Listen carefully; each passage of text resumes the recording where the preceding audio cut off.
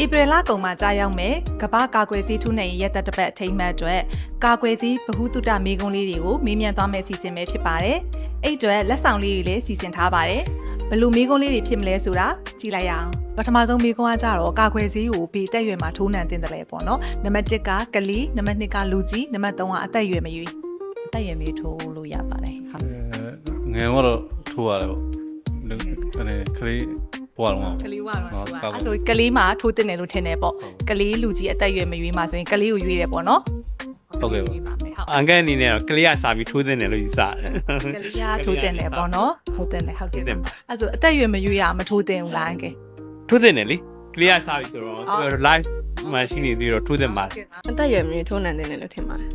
အသက်အရွယ်မကြီးပေါ့ကလေးကနေစပြီးထုတ်တင်ပါတယ် နံပါတ်1မေးခွန်းကကြတော့မိုးရာသီမှာအထိုးနှံတင်ဆောင်ကာကွယ်ဆေးရဘာဖြစ်မလဲပေါ့နော်နံပါတ်1ကကြတော့ရာသီတုပ်ကွေးကာကွယ်ဆေးနံပါတ်2ကသွေးလွန်တုပ်ကွေးကာကွယ်ဆေးနောက်နံပါတ်3ကအဆုတ်ရောင်ယောဂကာကွယ်ဆေး မိုးရသည်မှာဖြစ်တာတော့တုပ်ကွေးယောဂပေါ့မိုးရသည်စဝင်လာပြီဆိုရင်ဒီတုပ်ကွေးပေါ့ရာသီတုပ်ကွေးပေါ့ ဟုတ်မှန်ပါတယ် ရာသီတုပ်ကွေးကာကွယ်စေ တူကွေးလို့ ပြောရသေးအမှန်တော့မေကွန်း3ခုရွေးခိုင်းမလို့ပေါ့နော်ဒါပေမဲ့အဖြေမှန်တန်းရပါပြီဆိုမပေးတော့ဘူးဟုတ် သူ့ပစိမ့်ပေါ့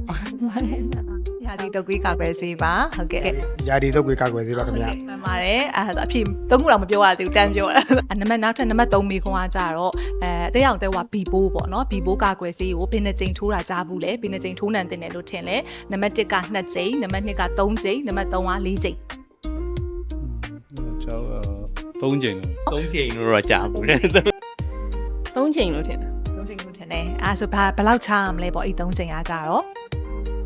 လာအနေငယ်တော့ချာမယ်ထင်တယ် အဖြေမှန်လားကြတော့016ပေါ့တစ်လချားမယ်6လချားမယ်ပေါ့3ကြိမ်ထိုးနှံမှာဖြစ်ပါတယ် 3ချိန်ပါရှင်3ချိန်ပြည့်ရင်တော့ပြီးတော့ booster ပြန်ထိုးတင်တာပေါ့ 3ချိန်ထိုးပြီးသွားပြီခင်ဗျာထပ်ပြီးတော့ booster လည်း booster ထပ်လုပ်ပါတယ်ခင်ဗျာ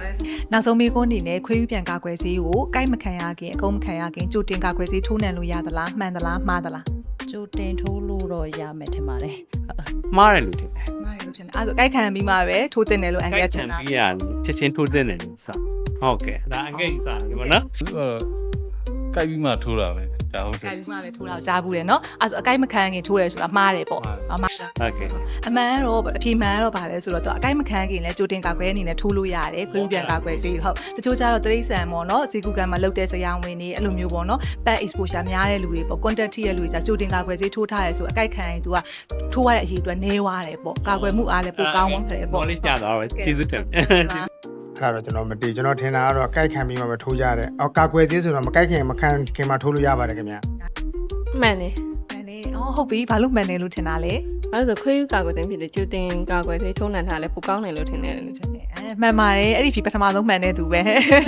ခွေးပြန်ကာကွယ်ဆေးကကြိုတင်ထိုးနှံလို့ရတယ်ကြိုက်ခံပြီးရင်လည်း24နာရီတွင်ထိုးဖို့လိုတယ်ကြိုတင်ထိုးနှံထားရင်ဘာအားသာချက်ရှိလဲဆိုတော့ပေါ့နော်ကြိုတင်ထိုးနှံထားတဲ့လူတွေကကြတော့အကြိုက်ခံရရင်သူကထိုးနှံရတဲ့အချိန်ကြီးအတွက်လည်းနေသွားတယ်ကာကွယ်ဆေးအနေနဲ့လည်းပိုရတယ်ပေါ့နော်အဲဒါကြောင့်တကယ်လို့ကိုကတိရစ္ဆာန်နဲ့ထိတွေ့ရတဲ့အလုပ်ကမျိုးလုပ်တဲ့လူဆိုကြိုတင်ထိုးနှံတင်တာပေါ့နော်ကျေးဇူးတင်ပါတယ်